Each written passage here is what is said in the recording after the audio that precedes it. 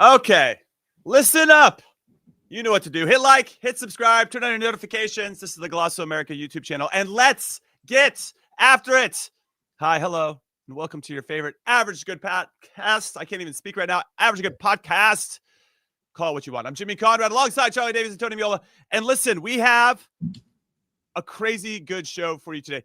Maybe average to crazy good show for you. And this is what we have cooking. We got Americans shining in the Champions League, scoring goals for fun. We got U.S. men's national team roster selection. We've put together 26 names that we think will be on the roster. Feels a little early, but maybe it doesn't. We're only 6 months out. And then we're going to dip into the Call It What You Want mailbag. But first, I don't know if you two guys know this or not, Big Tones and Chuck. It's our second birthday. Today is our second birthday. Call It What You Want is officially 2. Wow. What do we do, Chuck? How do we celebrate this? Do we all go to sushi in Stanford or something, right? Yeah, champagne, sushi. Can we pick a warmer location? Just saying. It's a little cold. Okay, we'll go down to Florida. We'll go down to Florida and hang out with you, Big Tones. Yeah, Miami sounds good, Tones. Maybe like Freedom Park, opening up Freedom Park. We're there, Maybe Bex is there, Messi's there. Maybe, why not? Maybe. Sold. All right. That was it. Some little champagne, some sushi down in Freedom Park in Miami. Okay. All right. Well, let's get into the show then. And we're going to start with we had some notable performances midweek, and I'm talking about Folarin Balogun. And I love this graphic right here. I look like I'm enjoying, I don't know what's in the trophy I'm holding, but it looks like I'm enjoying whatever liquid is in that one. Everybody else looks thrilled. I would say that you got cider in there, hard cider. Yeah, I got something. Got some Zima in there, and that for a little throwback to Zima. All right, so Folarin Balogun scored for Monaco, the game winner against Galatasaray in the Champions League. That's his third consecutive goal in the Champions League. The first time an American has scored 3 consecutive goals in our history, which is very, very exciting. He had a couple good chances, Chuck. Prior to that, the guy maybe could have had a brace. Good chances? His XG must have been 10, but he got one, and he got the one that mattered, right? It's all that matters. 100%. And I think what I actually appreciated about him was that, okay, those chances didn't go his way, but he still kind of kept his head up, shoulders back, full of confidence, and found a way to still score the most important goal in the game, the one that made the difference. Let's talk about Folarin Balogun first before we go to anywhere else, Chuck. Yeah, I mean, I always say when you're a striker and you're not getting chances, that's when it's an issue. Folarin Balogun's putting himself in great positions. His movement is phenomenal. Teammates are looking to set him up. He's also creating opportunities for other teammates with his final ball. His decision-making is great. In this game, I thought, oh, man, it's one of those days. He couldn't put the right, whether it's power, he couldn't put his shots on target. But in the end, he scores off his knee, and they all count the same. You should have seen his coach go, hands on the head. What's going on? But I love the fact that he's just continued to grind away and getting his playing time, proving that he's the best striker. And he had also an incredible dummy in this game, where his teammate actually, with the U.S. playing Senegal, he'll get a chance to potentially play against his teammate, Lamine Camara. Yeah, I have to say I was really impressed with Folarin Balogun and just how he's making the right steps. Yeah, just being consistent and shaking off when chances aren't going your way, when you're not finding the back of the net, just shaking it off and continuing to look for the next chance. And I think that's going to be of high value come the World Cup, Charlie Davies. And I know you just teased, but it's just been announced the U.S. Soccer. We're going to play Senegal here. We'll get into that later in the show. But so it's no more TBD. We got TBD. We got Senegal. Actually, in some ways, I want TBD back because I think they might be an easier opponent than Senegal, all things considered. All right, Big Tones, let's talk about Ricardo Pepi. We're talking strikers of the week. He scored, came off the bench for PSV and scored against Atletico Madrid. It's not the third straight Champions League game he's scored in, but it's the third straight game that he has scored in. And it really speaks to the fine form that he's in and just finding himself in good spots, hitting the back of the net. I'm really liking our striker options right now, Big Tones. I mean, we went from going, we don't know who's going to be our number 9 to it being very clear who number 1 and number 2 are. And the fact that Ricardo Pepi's coming off the bench and having success, no matter who the opponent is, I think speaks to the value he can bring to us in the World Cup. But yeah, your thoughts on Ricardo Pepi right now? Yeah, the guy has scored at every level, right? And he continues to score. And there was a dip in scoring for Balogun last year, and then he gets the injury. Ricardo Pepi was scoring before the injury, he's scoring after the injury. I love the spots he gets in. So now you got two guys now that are feeling good about themselves, and we can't have enough of that, right? We're looking to get to a World Cup where two guys are feeling really confident, and if they get chances, they got to find the back of the net. And I know Balogun right now is the number one guy, but if something were to happen, if something were to go wrong, if he goes into a drought, I think we'd be okay if Ricardo Pepi. I still think Ricardo Pepi starts one game in the World Cup, right? I don't know that Balogun starts all 3 games in the World Cup. And I suppose we can make an argument for a lot of guys like that, depending on how it goes. But I still think Ricardo Pepi's good enough to get himself a start in the World Cup. And it's going to give him what happened in 2022, right? Yeah, right. After being left off that team, helping that team qualify, you're not going to find a guy that has the, as they say, the bit between his teeth more than Ricardo Pepi's going to. So it's great to see him scoring goals, man. The guy just gets the job done. Yeah. Only thing I would add is that I completely agree with Ricardo Pepi and his movement and how he's been so effective, whether he's coming off the bench or starting. Let's just say Balogun the clear starter for the team. They play the first 2 games. There's maybe it's 2 draws. Let's just say 2 draws, hypothetically. And they have to win that final game. And let's say it's Turkey. Okay, it's Turkey A. Abdul Karim Bardacci, the center back, the captain, right? Galatasaray. What we just saw Balogun do, absolutely abuse this man. He just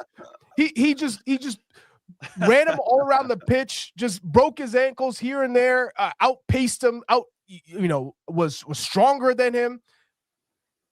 I would say, hey, we got the case study right here. Run that back, So in certain situations, maybe it'll be hard to say, but I agree, Tony. He's you're probably going to have to rotate that position at least for one match, and Ricardo Pepi definitely would be okay in that role to continue to excel.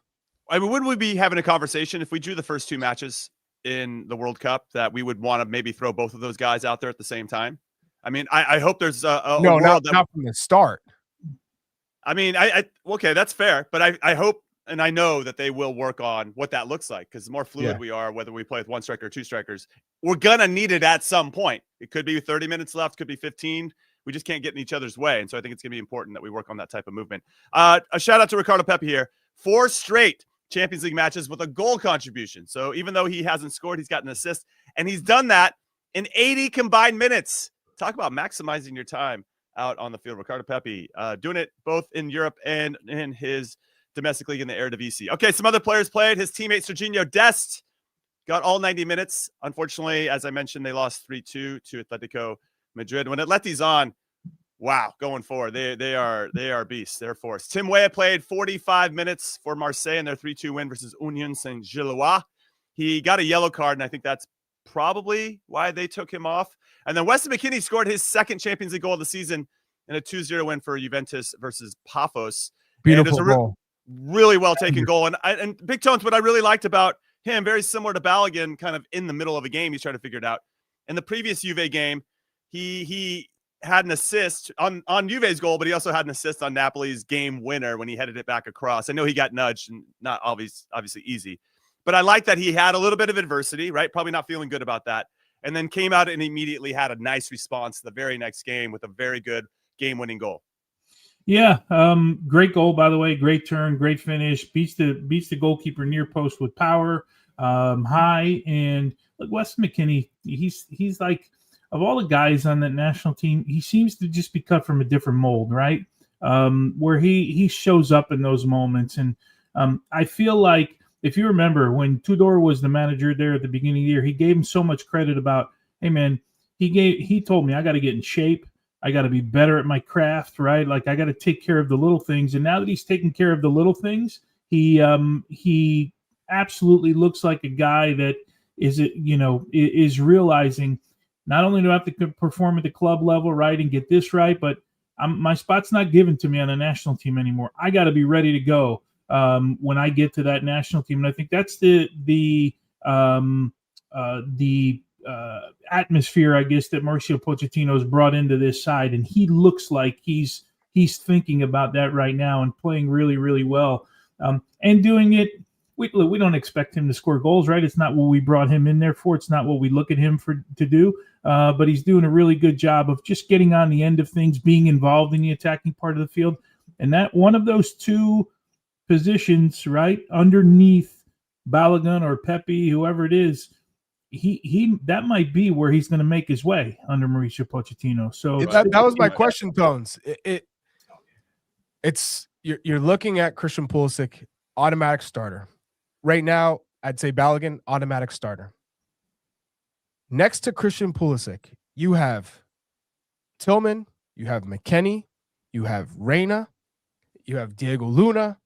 You could even play Timothy Weah there. We saw him score against Real Madrid with Marseille playing higher up the pitch. So these options, you throw Baron Aronson in there, but I don't think Zendejas. I don't think they are starters. But when you're looking at that position, it looks like it's between McKennie, Tillman, and Reina could have a say in it if he just goes on a run towards the end of the season and is playing consistently. But not only that, he's getting goals and assists in the Bundesliga, and you're saying, okay, this guy, he's caught form. Not only is he fit, but he's caught form. Where do you see Weston? Because I like Tony, like you said, I like him deeper. I tell you all the time. I like him next to Tyler. But when he's playing in this mode where he's got this almost intensity where you can't take him off the pitch because he can do so much. He's so well-rounded. You know, we talk about him playing deeper because he's such a good defensive midfielder, a tough tackler. And then he gets in the box. And he gets in the box. He never gets tired. He's running. But now you're telling me the guy can take a touch at the top of the box, turn a defender, and smash it near post, upper 90? Is that someone you can stand to leave off the starting 11, given what he can do in a World Cup, and he shows up in those big moments? I go back, to games against Mexico, rising above the center backs and winning headers and scoring goals off of set pieces. Are we at the point that you say, we can afford to have him off and bring him on as a substitute?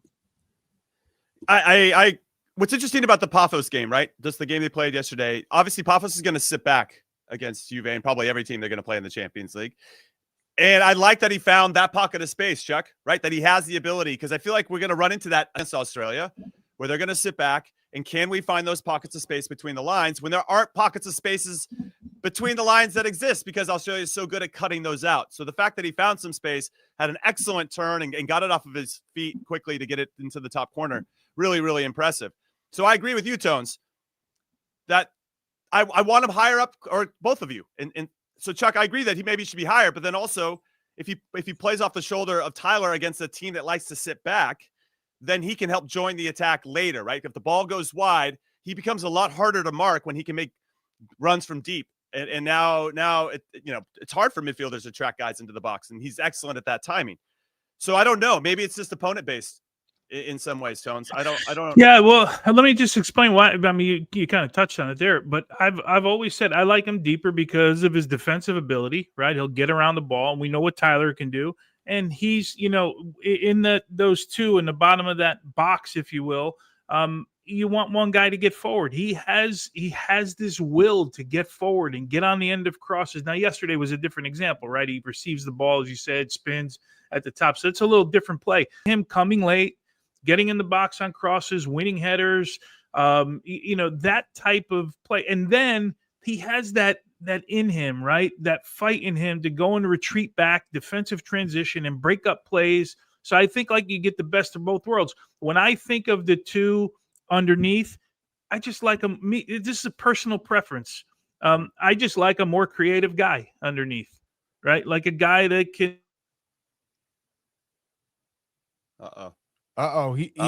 He muted himself. He hit us with the robot. He's doing the robot. So, Chuck, let's say this, and we'll get Big Tones on in a second when he comes back. He got booted. He got booted. We're booting him in real time. All right, reboot, Tony. So we have. Here's my concern. I think if we had Weston next to Tyler, they both like to hunt the ball, and there's going to have to be some real discipline from one of them to sit in front of that back three and hold that space. And so we saw when Roldan did that against Japan, Roldan sat and allowed Tyler to go hunt. And even when we see it with Bournemouth, even evidenced by his chip where he scored from half field, he's on the hunt. He's trying to make something happen. He's eager to play on the front foot. Mm-hmm. If that's okay, I love that version of Tyler, but then you need someone who's going to be sitting next to him at the bottom of the box in midfield that's going to protect that back three. But I will say this, Jimmy. You say that, but in the World Cup against England, that MMA, that threesome, were constantly moving. Tyler was not just responsible for sitting in front of the back four. The reason why that worked so well is because they all had an understanding of if this guy went ball hunting, if Weston went ball hunting and Tyler went ball hunting, Musa would stay. If, and they had a good relationship. I also go back to the goal against Iran. Weston popped out and plays that diagonal across to Christian. McKennie is probably underrated as well with his distribution and his passing. He can hit that switch on a dime. There are times, and I think this is what Pochettino was talking about early on, is when he's not motivated in a way that you would need him to be and not playing with that intensity, it can come off as lazy. It can come off as he's not into it like he is with Juve when he's playing for his position. He's playing for his life. And therefore, what we're seeing now is a complete contradiction to what maybe that was from Weston early on with Pochettino. So if he continues to play with that level of intensity and it translates back to the national team in March, because there's obviously no way he's not a part of the conversation for the starting 11, then Pochettino has a real decision to make of it comes down to what does he want out of that position? Because Weston can kind of do whatever he wants, but does he fancy Malik Tillman, who he spent a lot of time with, and a little bit more creative on the ball, can shoot from distance, a little bit more of a threat in front of goal? Does he want a Gio Reyna who's more of a silky, smooth player playing in between the lines, drawing defenders out of position and playing through balls? Or does he want the player who can kind of do it all and probably stronger defensively than those two options? So, Tones, would you start Weston McKennie if the tournament started tomorrow? I'd start him next to Tyler Adams is where I would start him. Yeah, again, I just like that position, and I like more. Forget Christian positions locked up, right? It's locked up. I like more of a Tillman or that type of player, that profile of player, a little more attack-minded player in the attack, right? Because I think I would get enough out of Weston both in the attack and then get the work I need defensively.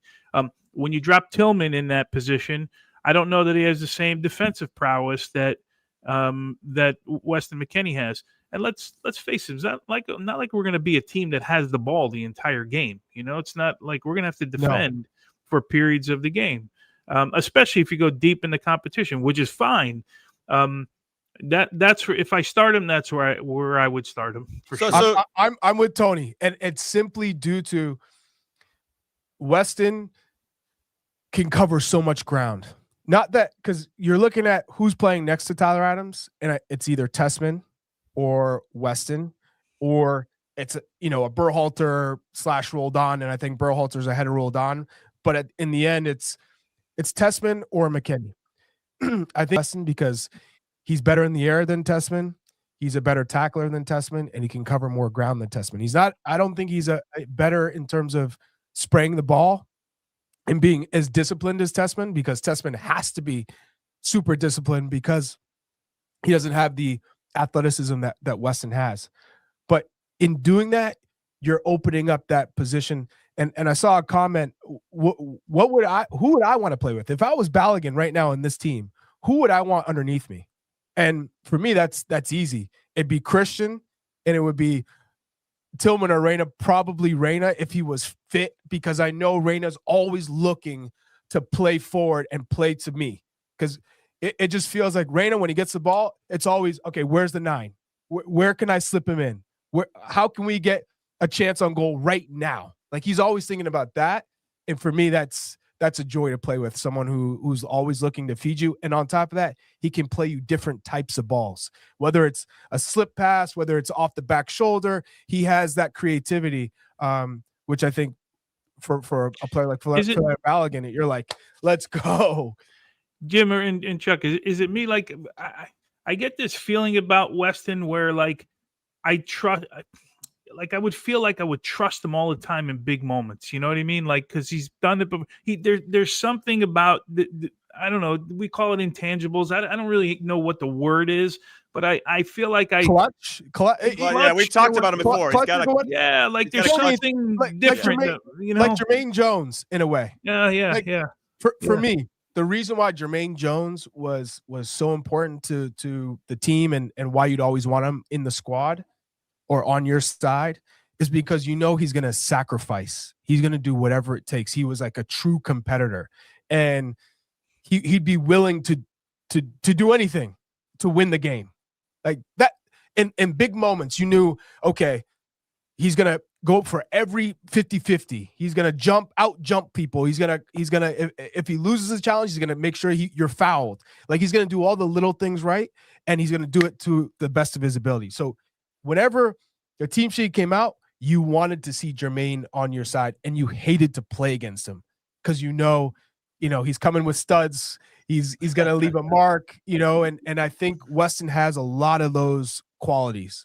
Is that when we played Australia recently, our box in midfield, the 6s were Roldan and Sands. That was Sands' last audition for the team, most likely. And then you had Christian Pulisic and Weston McKennie as the 2 10s. So there was already a thought behind it. They knew going into this, the coaching staff and the players knew going into this, that yes, even though Australia was on a 12-game unbeaten streak or whatever, they're just hard to break down. And the coaching staff elected to put Weston higher up the field to potentially solve those problems with Haji Wright. They're both playing under Haji Wright. So I find that interesting that they've had this set of problems to solve with this opponent before, and they elected to put Weston a little higher up the field. Yeah, so but wouldn't you want more attacking players on the pitch, ultimately? Wouldn't you want more creative? Yeah. So, no, I agree with you. So against Australia, potentially in the World Cup, you're going to have a Christian, potentially Tillman Reyna, and then you can have Weston in that role next to Tyler Adams. That makes a lot of sense to me. Yeah. But now it's just a matter of him. You would think you're going to have the ball a little bit more, right, in that game. Yes. Maybe you play Turkey and you maybe the Turkey game it's skewed a little bit. You might have a little bit less of the ball, right? Like that's I'm just attack-minded guy, like, in general, right? When I watch, I just want to see attacking players, because I feel like whenever you get in trouble, you get those games where you start like, I'm pinned back, and then I don't have enough attacking players on the field to break any kind of pressure, because I got a bunch of guys that are really good defenders, but we just defend. But yeah, I mean, I guess we'll see. But that would be the preference. All right, we're going to take our first break. A call what you want. When we come back, we're going to get into this U.S. soccer announcement in our schedule for 2026, which will be pretty fun. And then we're going to talk about our roster projection, which should be pretty spicy. So keep it right here. Don't go anywhere for this. I need the chat live and active. Let's go. The clock never stops. Relive the greatest moments with uninterrupted highlights and more. It's Gareth Bale. Ronaldo. Wonderful goal. On the UEFA Champions League channel. Streaming free. Welcome back in to Call What You Want. I'm Conrad alongside Check, Chase, and Chuck, Big Tones. And we're going to start here. Paramount pushing Conrad. Yeah, here we go. U.S. soccer. Why'd you laugh? Hey, give me Paramount. Come on. We're extending inside jokes from the previous show to this one. I absolutely love it. I'm cream cheese, baby. Right? Trash can. Let's go all the way back to all my nicknames. We'll figure out one for this one as well. Check, Chase, and Chuck. Check, Chase, and Jimmy. All right, here we go. U.S. soccer, big announcement. They're saying that on May 31st, TBD is out and Senegal is in. So here is our remaining friendlies before the roster has to get announced. And they are spicy. On March 28th in Atlanta, we take on what a sight Belgium. for sore eyes. This is beautiful. Belgium. March 28th, Portugal, March 31st, Senegal, May 31st, Germany, June 6th. And actually, I believe that roster has to be announced before the Senegal and Germany game. So, if I'm not mistaken. It's okay, May 15th, I believe. That's right. Yeah, I think you're right. So Belgium and Portugal are really the last two for everybody to audition. And man, those are 4 incredible games. Pochettino has said he'll be bringing his final squad to those friendlies, not using those friendlies as a last tryout. That's the Senegal and Germany game. And I appreciate that. We've seen coaches all over the world sometimes wait till the very last minute. And I think that is absolutely heart-wrenching to do that to some of the guys at the very last minute. And we know some of those guys, and maybe we were with some of those guys. All right. So Senegal, for me, though, they beat England back in June, 3-1. I believe that's Thomas Tuchel's only loss as a manager for the Three Lions. And they are stacked. When I think about Senegal, and there is a path where we could potentially play them if we win our group and they finish third, or vice versa. They got Mendy in goal, Koulibaly, Sadio Mane, Idrissa Gueye, Pap Matar Sarr, Iliman Ndiaye, who's excellent for Everton. I mean, that's going to be a great opponent for us. I'm excited for all 4 of these. Yeah, Chuck. they have a lot of talent, Sick. A lot of quality. Underrated. I'd still say they're underrated. Like a comment here from Carol somewhere in England, Senegal coming in hot, France's B team. That might have been France's D team in 2002, and they beat France. So I feel like Senegal is slowly continue to gain ground in not only Africa and world football, and they have some really quality players. I remember watching them in the 2022 World Cup and thinking they're just a player or a play away from making a deep run. Now, I just want to talk about the schedule one, and then we'll get into our roster projections, Tones. Belgium, Portugal, Senegal, and Germany. I love all 4 of those opponents because they're going to help us cut our teeth. But those feel like knockout round opponents. There's none of those 4 where we're going to Paraguay and Australia and potentially Turkey. Turkey maybe falls into that a little bit where I think will probably have more of the possession and maybe drive more of the game. Potentially. But if we have Turkey, even when we bring Turkey into it, none of those 3 opponents, Paraguay, Australia, and Turkey, really kind of look like Belgium, Portugal, Senegal, and Germany, in my humble opinion. Yeah, but well, they look like better versions. No, of course. So, but I mean, so what? Who do you want to play? Well, no, I mean, I'd like to have like a team where we know for sure we're going to be driving. And not to say, listen, we thought we were going to get run against Uruguay, and Uruguay, we ran them. So I'm not saying that that's not possible, but I'm just saying those. Yeah. I'm just trying to throw it. I mean, listen, I love that we're cutting our teeth against those teams because if we want to have a deep run, we're going to be taking on one of those 4 for sure at some point, or someone in that category. But I don't.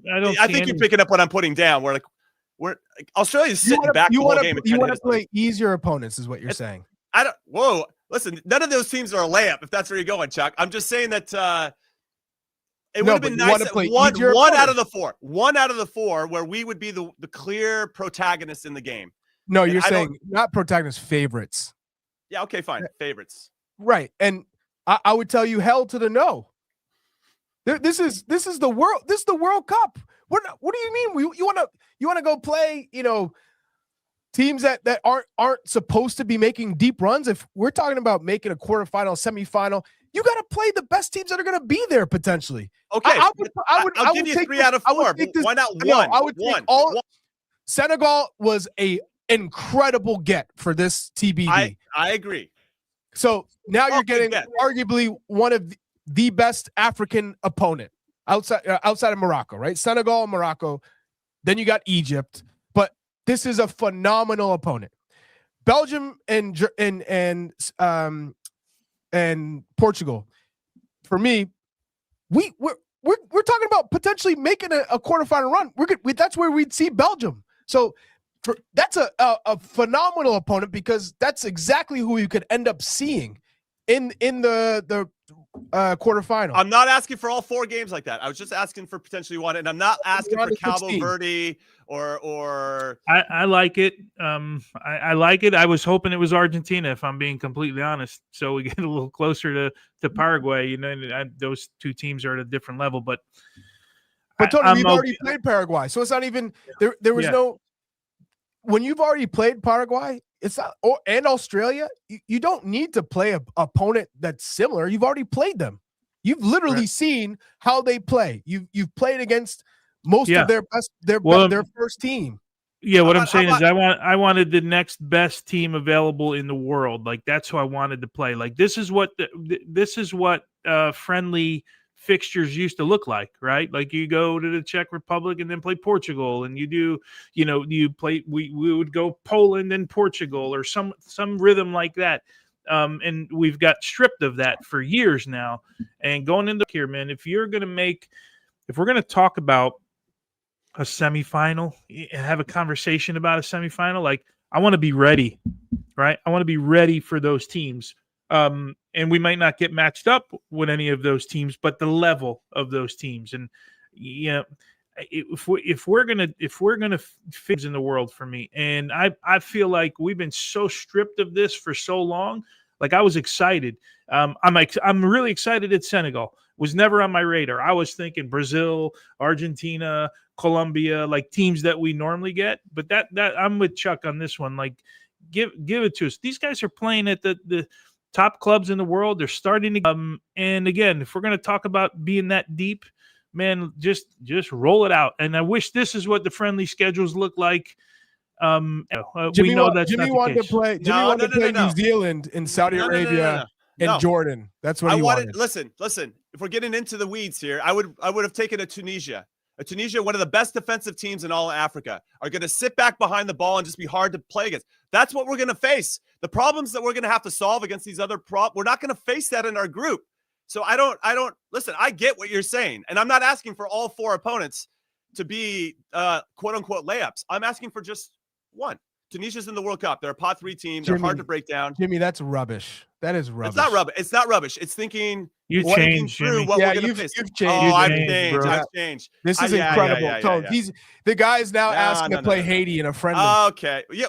I think Haiti would give us a good game. I got a ton of respect for Haiti. Are you saying Haiti or layup, Chuck? I feel like what I don't understand, Jimmy, is we've already played Paraguay in a play. Mm-hmm. This is an opportunity. I'm just asking for one, Chuck. I'm not asking for all four. But listen, I don't want this black or white world that we live in here. I think there's some gray. I'm talking about the gray. I'm not talking about the black or white. But what I'm telling you here is, you play Portugal and you play Belgium. Those are your opportunities to pin them back. To see, okay, you think that we're just going to concede possession. This is the chance to go, hey, can you keep possession against teams like that? Can you pin them back for 5-10 minutes with the ball, create chances? This is what you want. How many times have we been on this podcast talking about how tired we are of seeing U.S. versus Mexico, U.S. versus Panama, the teams that we always see? If anything, if you told me, Jimmy, I don't want to see Germany, we play them. Give me France, give me England. Then I'd say, okay, you got a point. But to say you want to play at teams just so they're going to sit back and defend, I'd rather be tested against the very best, knowing that in those games, momentum and tempo is going to shift. And how do we deal with transition when maybe we go up a goal against a team that sits back, and next thing you know, they're flying and they're putting us under pressure and we have to defend? How do we counter? Okay. If we do that against Belgium and we do that against Portugal, I am so much more pleased than doing it against New Zealand. Okay, that's fine. Listen, 2006. I'm going based on my own experience here. Leading up to the World Cup, we played Morocco. Solid, but they're not the Morocco we know of today. Okay, and we drove most of that game. We ended up losing in Nashville 1-0. We played Venezuela. Okay, we're in charge of that game, and then we played Latvia. Our last warm-up game before we go to the World Cup in Germany, and we're in the group of death. We got Czech Republic. We have Italy, and we have Ghana. And Bruce has already talked about it. Those 3 opponents that we played, he's still pissed. They weren't right preparation for us, because that's not what we were going to face. We weren't solving the same problems that we were going to face in the World Cup with all the pressure on it. Listen, I get where you're coming from. And yeah, maybe I'm a little bit triggered because I don't understand why you can't see that there could be a lot of value in trying to break down. Yes, we did it already at the end of 2025 We're going to be walking into 26 with a different roster, with a different mindset. What's wrong with having an opponent that's just going to be hard to break down for us? And Tunisia, for me, I think is excellent and kind of sneaky and one of the tougher teams to play against. An African nation we could have played. That's it. I'm saying my piece on that. We could go on this forever, back and forth. Listen, I feel like what's funny is I agree with you, but I just think the counter argument. I was looking at it, Jimmy. I'd rather have the game sped up. Like let's play 4 games where the game is really, really sped up and we're figuring it out, and then we might get to Australia and the game looks a little bit slower, so we're ready. Like for it, you know what I mean? That's how I look at it. That's fair. I've just always been the one that wanted to play the best teams all the time as I could. I can understand the preparation, like the style of play. But I mean, these guys have to be ready, man. I get it. Yeah, look, you know, for me, you want to be tested against the very best. That's and I'm not disagreeing with you. I'm not disagreeing with you on that. And for Pochettino to literally know this is what I'm going into in 2026 and this summer. This is the players that I can trust in these big moments against the best players in the world with the speed of play, like Tony said. The tempo, the speed of play against the very best. You better be able to adjust. I agree with that. If you have the ball, we or can you talk don't another have 10 the minutes ball just about that against alone. Australia or Paraguay. But to say that you want to play a weaker opponent, because that's literally what you're saying, is a weaker opponent because we're the favorites for preparation in a World Cup, that's not going to prepare you for the knockout stages. Honestly, it's not. I would, and I bet you if you asked every single player, they'd tell you, I want to play. Of course, I would say the same thing. I want to play Brazil. I want to play Portugal. I want to play Spain. I want to play England. I want to play France. And for me, U.S. Soccer did finally a tremendous job in scheduling these friendlies. And Senegal, by the way, is a phenomenal opponent. Phenomenal. And you're talking about Tunisia. I would say I would want to play Senegal 1,000 times out of 1,000 times because they have a lot more pace and quickness than Tunisia does. And that's something we need to be tested. I want to see how our team deals with real pace, real acceleration. Okay. And that's a little bit of a twist when you're talking about playing against Belgium, you're playing against Portugal, who are much more gifted. And you're talking about the players who are going to be on the ball, Bernardo Silva, Vitinha. Like that's where you're saying, okay, we got to defend and be in good shape. But a Senegal, a little bit more open match, transition matters a little bit more. That's a perfect test to balance Germany, Portugal, and Belgium. Yeah, okay. I clearly my counter argument isn't winning you guys over, and I get it. I'm just saying that there is value in playing against an opponent that we were most likely going to face, a style of an opponent that we're most likely going to face. But I hear you. If I was a player, I would want to play the best of the best to cut my teeth against whoever they want to put in my way, because at some point we're going to have to play these teams if we want to have success in the World Cup. So we brought you over? I was already there, but I wanted to have a conversation that there is value in playing an opponent that's tough to break down. Yeah, I don't disagree. Maybe you can do that in training. All right, we'll just do it in training. Just do it in training. Oh man. Behind closed door friendly, perhaps? Well, we did that. We did that in 2006. We played I can't remember which country we played. I've never seen Jimmy so triggered on something that he didn't agree with anyways. Well, because I tried to look at this from a coaching perspective. And these are 4 excellent opponents. And yes, it is a home run, the scheduling. I saw the comment there. It is a home run in the scheduling. But I wonder if there was room if we had the opportunity to book an opponent where we would be having to break down a lower block. That's it. None of these 4 teams for me are going to play in a lower block. That's it. That's it. I said my piece. But this is the thing too, the caveat. Australia and Paraguay and Turkey might all not play in a low block as well. Because remember, they think that they all got the best group as well. They think they're better than America. So it might all work out perfectly because Australia might be high pressing or in a mid block. I certainly think Turkey, if they do qualify, will be in a mid block at minimum. And then Paraguay, they are a mid-block, low-block team, but they could also mix it up and play different. So I think it's going to work out perfectly in the end. Yeah, we did play Angola in a closed-door friendly ahead of 2006 World Cup. All right, we were going to talk about the roster projections. We're saving it for the last segment, so now keep it right here. It's going to be spicy because that one was extra spicy. That went off the rails. We'll be right back. Don't go anywhere. When you need your sports news all the time, We've got breaking news to bring to you. CBS Sports HQ gives you a snapshot of all the sports that matter to you. When you need your sports in a snap, find it on CBS Sports HQ, streaming free anywhere you are. All right, welcome back into the show. Let's get into our roster projection. We got asked by the producers to put together 26 names that we think will be on the World Cup roster. I'm kind of curious what everybody thinks at home, so the chat can pop off with regard to this. Hit us up on social media if you're listening to this a little later or watching this later. I guess we had a consensus of 22 names, so we all put together 26. We put together 22, and I'm very curious as to which ones made it and which ones did not. Where are we starting, Des? We going goalkeepers? Oh, we got them. We're throwing all up at the same time. Just throw it all of it, all out there. So we got the whole thing. Forget line by line. This is the one these are the ones we agreed on. These are the ones that we agreed on. I don't know because I didn't have some of these names on mine. But here's so I'm gonna read it. This is the consensus. It's consensus. Okay, I'm gonna read the names, then we'll jump in. Matt Freese, Matt Turner, Jonathan Klinsmann are the goalkeepers. I had all three. I did Me not. too.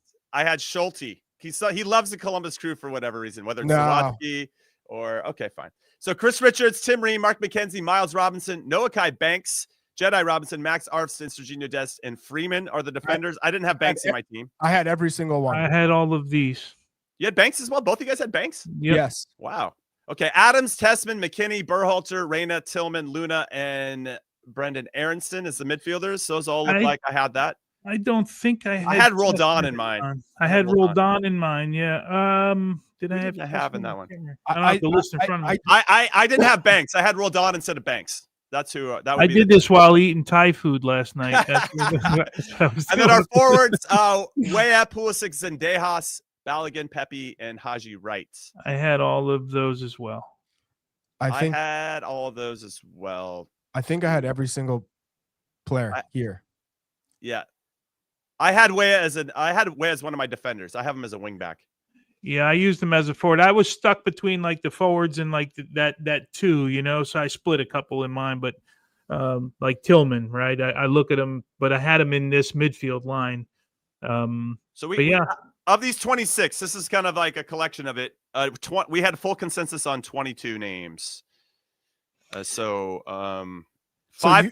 players got two votes each. So Schulte is the one, right? That you.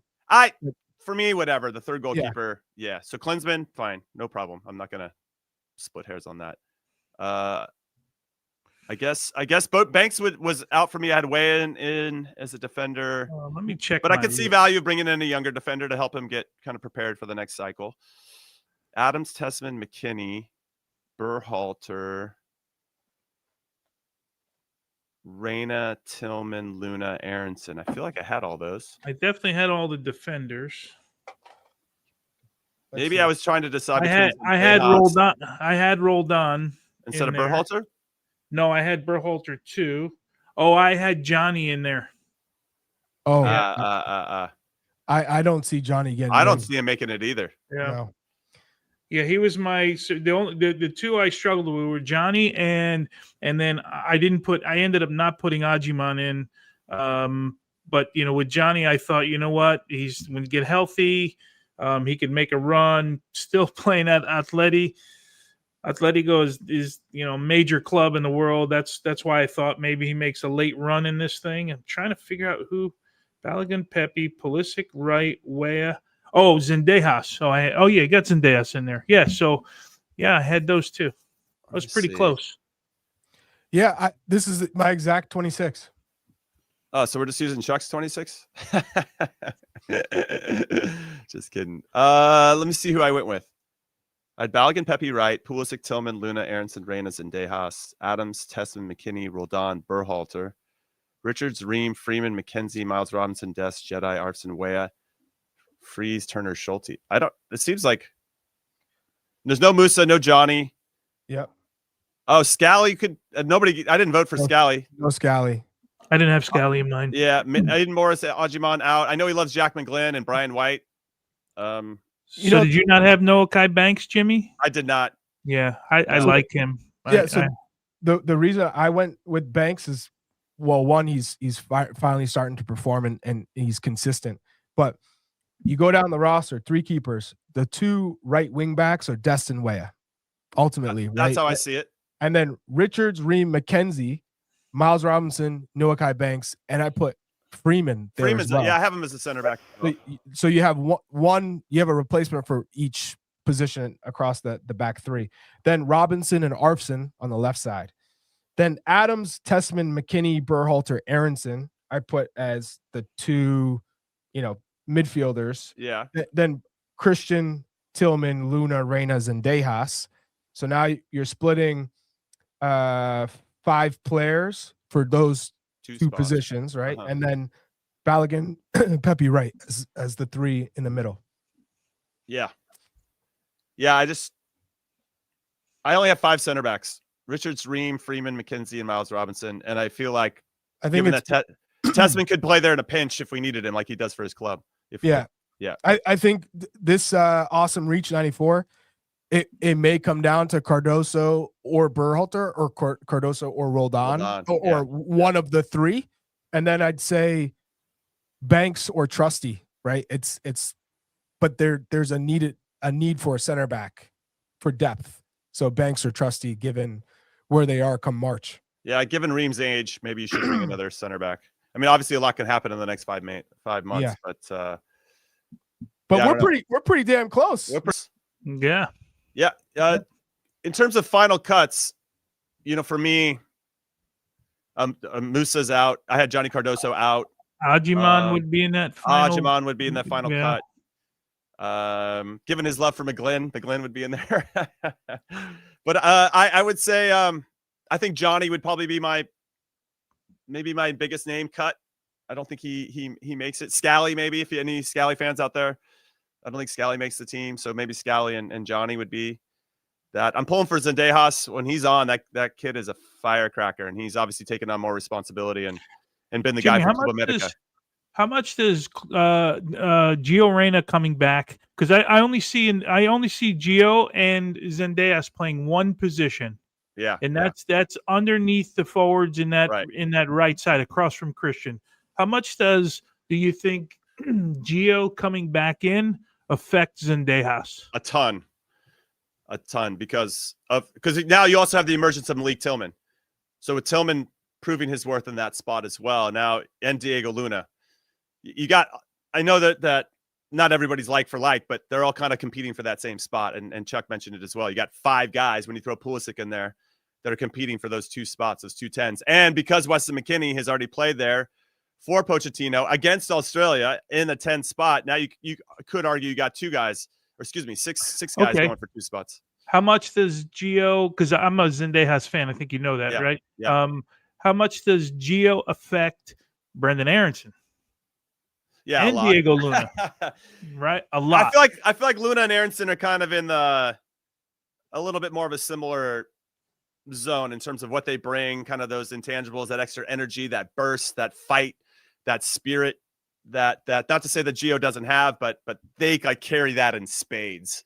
And Gio's maybe got more of a magic wand of a final pass in his feet than those other guys. And so yeah, I think Gio kind of goes into more of that creative playmaker, and those other 2 guys go into the hustle awards, which I was a hustle award guy, so I know it when I see it. But I don't know. I mean, I think Gio coming back in complicates it, not only for who makes the team, but also who starts, right? And again, that can be opponent based. But Chuck, any final cuts for you, Chuck, that stood out for you?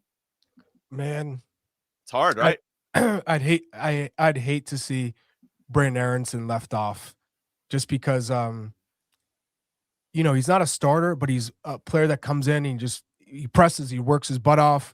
He can cause problems. We see it with Leeds. Like, there are moments where he looks fantastic. Like he's going to be a player that's always going to generate chances. And then there's times where he's just kind of running around. He never gets on the ball. So that would be tough to see him being left off.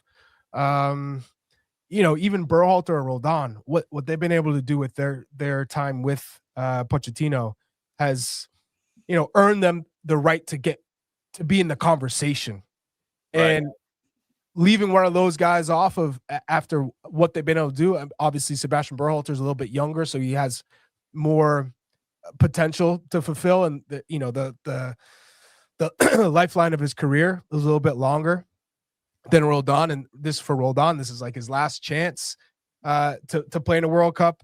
So you're looking at those two players, and So I who's think your it's cut? one of those three. You're tap dancing right now. Who's your cut? Give us a name.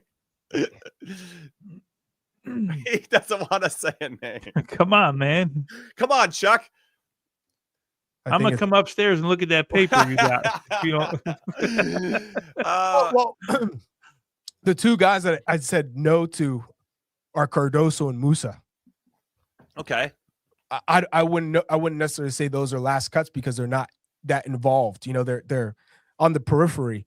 If you're looking at guys who are there, who are playing and okay, I like this. I like this. Keep going. I like where you're going. Yeah, I'm talking myself into this. So I like it. I like it. Berhalter and Roldan. Now, the positions are so deep. And Brandon Aronson, he's a little bit more of an attacker, work rate. He gives you something different. We're talking about different profiles. Okay. Hey, can I jump in here? Yeah. Because Mauricio Pochettino just referenced Herb Brooks and in the movie Miracle. Yes. Right. And he said this. This was Mauricio Pochettino said, we don't need the best players. We need the right players to make a team a strong team. Facts. So I want to know, does that influence your final cut at all? Because, okay, maybe there's somebody better on paper, or they might have achieved more, but they might not be the right fit. All those three players fit the Herb Brooks mantra.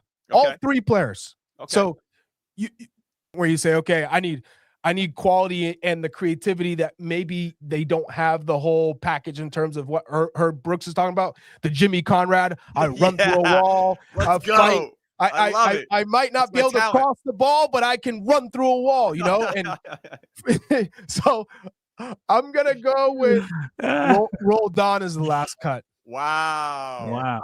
Yeah. After Pochettino said he was what, the perfect player or his perfect player? If you had to choose between Berhalter and Roldan right now, who would you pick? Between those two right now. Hey, don't deflect. You said Roldan. That's fine. I did. I'm getting with it. And I think those are the two last. Those are the two last cuts, the last players when you're talking about it. And I think with Berhalter's form, with Vancouver, what he's been able to do, and he brings all those intangibles, I just see him getting into the team. Wow. Remember, people said what a leader he's been. Surprised for a young kid to come into that environment and kind of set the tone, be a leader, do all the things that Jimmy does. First at breakfast, looking at the coach. I got my egg white, and guys, look what I'm eating, coaches. Eating egg whites.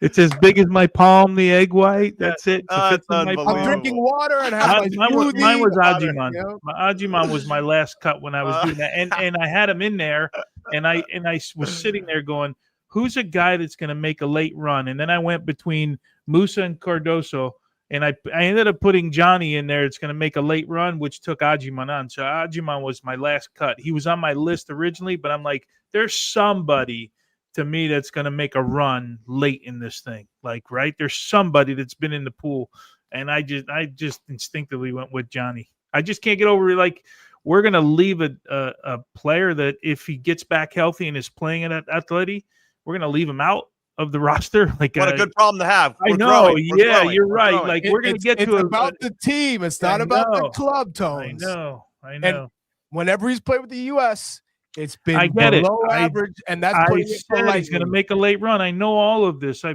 took it into consideration, and I went with just an instinct that he was going to make it. That's all. So now you're going to cut one of Herb Brooks, one of Jimmy Conrad. You're going to cut Jimmy Conrad. Well, no, what I did was cut a number 9 because I already had Balogun, we already had Pepi, and I already had Haji Wright, because I think if Haji Wright makes his team, that's the only position he could play in this team. And I was like, I can't have 4 number 9s in here. So there's only going to be 3. All right. So I cut. That's who I cut in the end. All right, we had Well, we wanted to carve out some time for a mailbag, but it took Chuck 10 minutes to give us one name. So we're gonna We're just gonna do an envelope. Look at Now. his trigger. We're gonna do one envelope. He's Hey, he triggered. He's vented triggered right over a dream schedule for the U.S. in 2026. He was like, "Guys, we need New Zealand and Saudi Arabia." Yeah, putting words in my mouth, Chuck. That's yeah. Clock hugging Charlie, who's I don't even remember that segment. That was a long time ago. Why are you bringing up old stuff, Chuck? All right, let's get into the mailbag. First question here is from Matt Osmond, and he says, "Who should wear the captain's armband at the World Cup?" Now, I'm a little biased. I feel like it should be a center back or a 6 or a goalkeeper. Sorry, Tones, gonna throw you in there as well. Someone that can see the whole field and organize from behind. I think that's important. Give me a player name. Stop giving me positions. Give me a player name. Chris Richards. There's only That's who I go with. Done. Chris Richards. Yeah. God, give you a player name. What are you saying? Yeah, Richards. I'm with you, Richards. Ooh, unanimous. I didn't expect that. Tyler Adams is our captain in 2022. Obviously, he's there, but he's a guy that I don't think he needs a piece of cloth around his arm to be a leader or a captain. Right? And neither does Chris, though. No, that's true. That's true. But I think that I think Chris is a good shout, and I think he's proven that. I think either of them actually. I go either way. Yeah, I like Chris's this last couple of windows, man. His attitude, his comments, everything's been like leadership to me. Yeah, I agree with that. Okay, next question from Christian Kirby says, "Do you admire any coaches from other U.S. sports?" We know that Pochettino admires Herb Brooks. I do as well. That 1980 Miracle movie and the whole story is incredible. But currently, any coaches that I admire from currently, other sports? And other sports, yeah. I mean, I like the way that Greg Popovich, who San Antonio Spurs, I know that he's not coaching anymore. Yeah, so he said current. Okay, fine. Current. Let me think of let me find a Popovich disciple. Steve Kerr, I guess, would fall into that with the Golden State Warriors. I really like how he finds balance in his teams. Kerr would be, he's a good one. Steve Kerr. If I'm trying to think NFL, I know Pete Carroll's got a long history of well, not with the Raiders this season, so maybe we shouldn't throw Pete Carroll in there. I'm the older school. Jimmy's like Vince Lombardi. You know, I really I got a book right here. It's Bill Walsh's The Score Takes Care of Itself. I've just been reading this, and it's really good. So a shout out to Bill Walsh. I'd say what he built for the Niners. Jimmy Davey Roberts. Although I hate the Dodgers, I can't. They're the Yankees. Go Dodgers, baby. I hate them, but I'm. What he's done with that. With that star-studded group and been able to manage them, like he seems pretty level-headed. Yeah. In other sports, I don't follow basketball all that much. I watch NFL. I would say Bill Belichick. Here comes Bill Belichick from Chuck. Joe Mazzulla, though, at the Celtics. He's the kind of guy that gets his players out to do MMA training and watch boxing, and he incorporates other sports, other coaches. You see him at Manchester City with Pep Guardiola and having conversations. So I like the fact when coaches look at not just coaching, and I think Thierry Henry did an incredible breakdown yesterday on coaching versus managing. And with Xabi Alonso, in respect to Xabi Alonso now, when he comes into that role, he might want to be coaching guys that need to be managed, not coached. And so breaking down those two separately as a head coach can be very difficult. Yeah, it's a fine balance. And I think a coach like Joe, he loses like a player like Jason Tatum, your star player, and still is able to get the most out of this team to get them to be one of the better teams in the Eastern Conference, even when probably everyone thought they'd be at the bottom. So I love consistency in dealing with, different types of situations that coaches might face, losing a star player, trading a star player, and still figuring out a way to find success. And that's something that I admire. Also, I want to give a shout out to the guy that's coaching Indiana University in college football, Kurt Cignetti. That guy's done unbelievable. In 2 years, he's turned around one of the worst programs in the country and made them the #1 seed going into the college football playoff. I mean, that should be studied. In some ways, for sure. What I'm laughing, Jimmy, is that what you said? It's because obviously somebody in the chat had to throw out. Irv Bernard, you got to give him a shout out. Mike Vrabel, that's another great shout. Yeah, he's got the NFL Coach of the Year, top man. I was just with him at the Boston Children's Hospital event, the Champions for Children, and just a top guy. He's a motivator, and he's also, coaches who have broken the mold of like, I coach everyone the same way. He just knows how to connect with the players. I obviously, as we go through our coaching course, right, you're out there studying other people. I like Dawn Staley at South Carolina. I think she's a really good coach too. So, and Emma Hayes, I'm a big Emma Hayes fan too. Emma Hayes, sport. Yeah. All right, next question. Any potential World Cup starters? Good question. Any potential World Cup starters that make you nervous? This is from Tyler Hollins. Which one? Give us names. well, whoever's in goal for the national team right now. Wow, big tones. Sorry, Tones. Coming to your position. Whether it's Matt Freese, if he stays, we've seen his feet shaky. And then I'd say against Inter Miami, now it's Inter Miami, but in the MLS playoffs, he was exposed a little bit. I don't know if you just say, hey, you chalk it up to that was concerning. Bad game, or but and then if it's Matt Turner, he's been in the basement for a while. Now he comes out and it's one of those things where does his form with the Revolution guarantee him a look, and then he gets the look. Let's say he does well. Pochettino is like, okay, I'm going to go with Matt Turner. Is that enough to say I'm 100% certain that whoever's in goal is the best possible player, and you have no questions? And this isn't Tony Meola, this isn't Tim Howard, this isn't Brad Friedel, who you say, I don't even have to think about it. Yeah. No, it's a good shout. What's interesting is before we made the formation change, I feel like I maybe would have had one or two names. I'm like, but now with the formation change, I know that Tim Ream might be, because we have three center backs, he's got a little bit more cover in those areas than maybe he would previously. Our number 9 situation getting sorted out. We have a plethora of options in midfield now. Our wing backs seem as clear as ever, right? You can put Freeman out there if you want. You have Dest, you have Way on the left. You have Arfson, who is better as a wing back if Jedi's not healthy. I mean, there's like comfortability now because of the formation change. So I'm actually not as nervous as before. But now that you bring up the goalkeeper, Chuck, yeah, maybe I'm a little nervous in that spot. That's a great shout. Tones, talk about the goalkeeper. Are you nervous in that, or are you feeling okay? Yeah, I just want him to go into this thing confident, right? I think that's the expectation, is that we want him to be leaders, right? We don't want to worry about that position because, in watching the last couple World Cups, and we've Matt Turner was good in the last World Cup. I thought he was really, really good. Even having not played a whole bunch prior to that, I think, what did we say? It was like 7 games or 8 games leading into that with Arsenal. So, yeah, that's a concern. I would say the third center back, because I'm going under the sort of premise right now, as of today, that it's Richards, it's Ream, and then who's the other guy, right? Yeah, so that might be who's the other guy for me.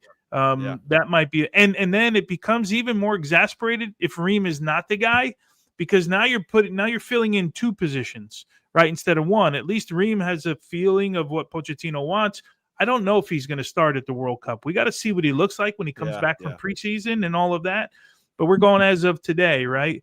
Those would be the 2. The rest, Freeman can play back there. Yeah, right? You said though the rest, we got depth, man. Finally, we finally have numbers, and you know what? Got to give Pochettino credit for having numbers in positions right now, giving guys the confidence to play, because he didn't just go with the old standard. I'm going to use the guys that played in a World Cup. We've seen it now, and it's live for us now. So credit to him for that. Okay. Yeah, these are great questions, by the way. So shout out to our community for bringing this great top questions. There's one more that we're closing out the show. I'm going to answer it though. It says, "How can I help on the podcast?" This is from Riley Peters, and I just want to say that Chuck is in the market for a new chauffeur. So if if you want to jive Chuck around, Jason Chuck, we've got a job for you, Riley. So it's just something to think about. All right, that's it. We're calling it a show. Thank you for hanging out with us. You gotta also say, Riley, if there are any more Paramount Plus promotions, like, please let me know, because I'm ready to push that out. He's ready. He needed to close the show on that. Absolutely love it. All right, that's it. We're calling it a show. I'll think of a good comeback for the next one. We'll be back here on the Gloss America YouTube channel at 10 a.m. Eastern, going live like always. Thanks for hanging out with us. We Don't appreciate forget you. to like, subscribe, and also download Paramount Plus whenever you and get a also, chance. you Subscribe. know, maybe book an opponent in your life where you can help, try to solve a low block. Yes, That's really always important. play opponents Always- that are going to defend Have in some, low blocks. have some balance. Have some balance in when you scheduling opponents. All right, that's You can it. watch Call it a Serie show. A here, and we're gonna have a big game on Paramount Plus CBS this weekend. And Yeah, if you want, actually, no, you know what? The show's not over yet. If you want free Paramount Plus, use the code Charlie, check Chasing Charlie, to get 10% off PP Plus. All right, that's and it. watch Parma versus Lazio. We're done. End the show already. Turn it off. See you guys later.